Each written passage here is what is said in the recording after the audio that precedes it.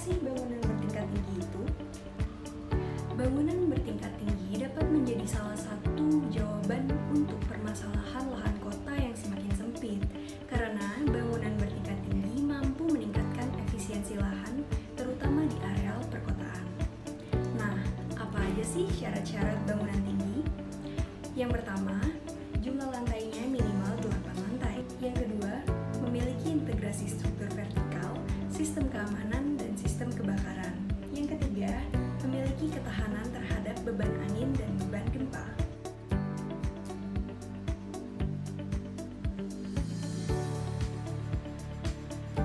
Selanjutnya adalah penjelasan konsep hotel yang saya rancang.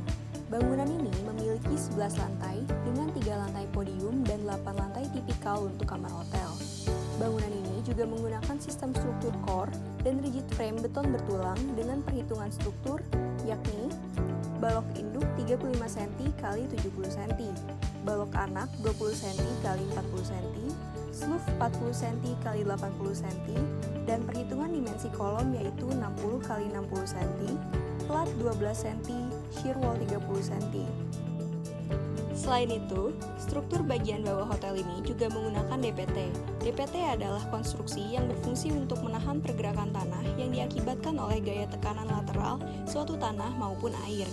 Gaya-gaya yang bekerja pada dinding penahan tanah yaitu berupa momen, gaya berat sendiri, gaya lateral tanah, gaya gelincir, dan gaya angkat atau uplift. Sementara itu, fondasi yang digunakan adalah pile foundation. Ia adalah bagian dari struktur yang digunakan untuk menerima dan mentransfer atau menyalurkan beban dari struktur atas ke tanah penunjang yang terletak pada kedalaman tertentu. Pertimbangan pembangunan dari hotel yang saya rancang juga meliputi nilai ekonomi, ketersediaan bahan, pertimbangan mekanis, pertimbangan tingkat bahaya kebakaran, peraturan setempat, rasio tinggi lebar bangunan, kondisi lahan, dan pertimbangan fabrikasi. Nah, dari beberapa pertimbangan yang sudah saya sebutkan tadi, saya memilih menggunakan struktur rigid frame. Lalu, apa sih keuntungan menggunakan struktur rigid frame? Menurut Schuller, rangka kaku atau rigid frame biasanya berbentuk rangka segi 4 ratur yang terdiri dari balok horizontal dan kolom vertikal yang terhubung pada suatu bidang secara kaku atau rigid, sehingga pertemuan antara kolom dan balok dapat menahan momen. Pada dasarnya, rangka kaku atau rigid frame akan ekonomis digunakan sampai 30 lantai untuk rangka baja dan sampai 20 lantai untuk rangka beton.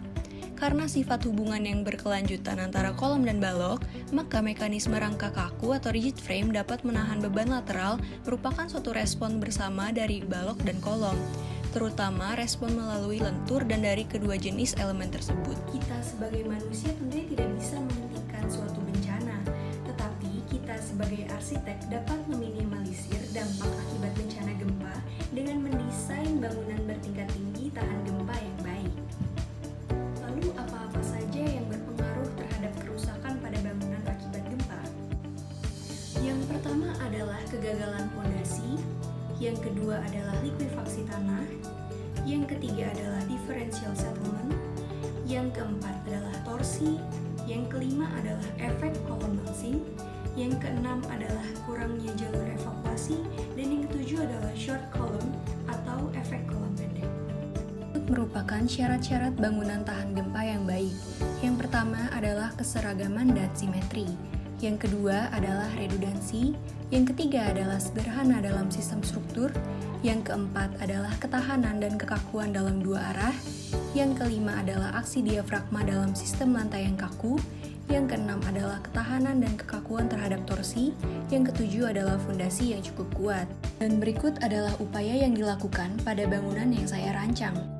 Core wall merupakan suatu subsistem gedung yang memiliki fungsi utama untuk menahan gaya lateral akibat beban gempa.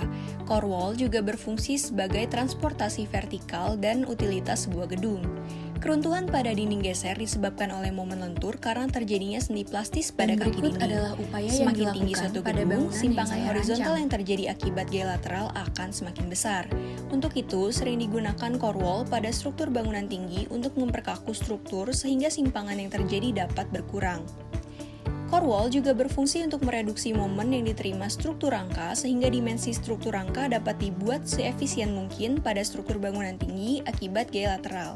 Gaya lateral yang terjadi pada suatu gedung, baik diakibatkan oleh beban gempa maupun angin, akan disebar melalui struktur lantai yang berfungsi sebagai diafragma horizontal, yang kemudian akan ditahan oleh core wall karena memiliki kekakuan yang besar untuk menahan gaya lateral.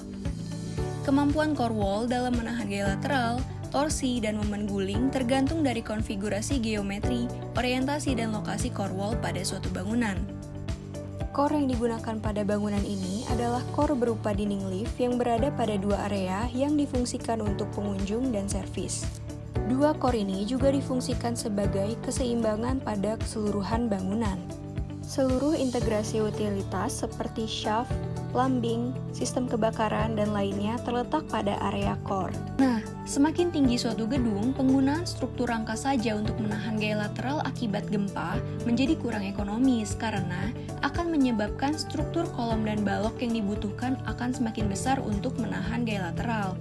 Oleh karena itu, untuk meningkatkan kekakuan dan kekuatan struktur terhadap gaya lateral dapat digunakan kombinasi antara rigid frame dan core wall. Pada struktur kombinasi ini, core wall dan kolom-kolom struktur akan dihubungkan secara kaku atau rigid oleh balok-balok pada setiap lantai bangunan. Dengan adanya hubungan yang rigid antara kolom, balok, dan core wall akan memungkinkan terjadinya interaksi antara struktur rangka dan core wall secara menyeluruh pada bangunan, di mana struktur rangka dan core wall akan bekerja sama dalam menahan beban, baik itu beban gravitasi maupun beban lateral. Saat terjadi gempa, dua bangunan yang berdampingan akan berpotensi mengalami benturan. Benturan pada elemen struktur dapat menyebabkan keruntuhan pada bangunan akibat rusaknya elemen struktur yang terbentur. Nah, oleh karena itu, shear dilatasi menjadi penting agar terhindar dari kerusakan elemen struktur akibat beban gempa dengan melakukan pemisahan elemen struktur menjadi bagian yang beraturan, atau dengan kata lain, dari bentuk yang kompleks menjadi bentuk yang simpleks. Pembangunan pada hotel yang saya rancang menggunakan metode konvensional. Awal mula pembangunan bangunan ini diawali dengan masa persiapan, terdiri dari proses penyiapan bermacam hal yang berkaitan dengan kegiatan pembangunan, seperti penyiapan lokasi tanah yang akan dibangun, pembentukan tim yang akan melakukan manajemen pembangunan, dan lain-lain. Sebelum mengerjakan penggalian untuk basement, dinding tanah di sekitar dipasangi DPT untuk mengantisipasi adanya longsor. Pengerjaan basement dan pondasi selesai, barulah pengerjaan pindah ke lantai dasar, dan secara sistematis menerus ke lantai-lantai atas lainnya. Pengerjaan elemen struktural seperti core atau shear wall diteruskan dari basement ke lantai atas dan lantai-lantai lainnya. Tahap pertama penyusunan kerangka besi atau tulangan pada elemen struktural yaitu pada kolom dan core. Konstruksi core wall dan juga kolom beton bertulang, dalam hal ini proses kinerja lapangan dapat dimulai dari proses penyusunan tulangan hingga proses pengecoran. Setelah beton mengering, bek kisting dapat dilepaskan dan apabila pengerjaan lantai telah selesai, maka bek kisting akan digunakan kembali untuk pembuatan lantai selanjutnya. Setelah semua konstruksi selesai dibangun, selanjutnya adalah periode perawatan bangunan. Periode perawatan bangunan ini waktunya disesuaikan dengan perjanjian yang telah ditetapkan sebelumnya. Hal ini bertujuan untuk meneliti dan memastikan bahwa struktur yang dibuat telah memenuhi spesifikasi yang ditetapkan.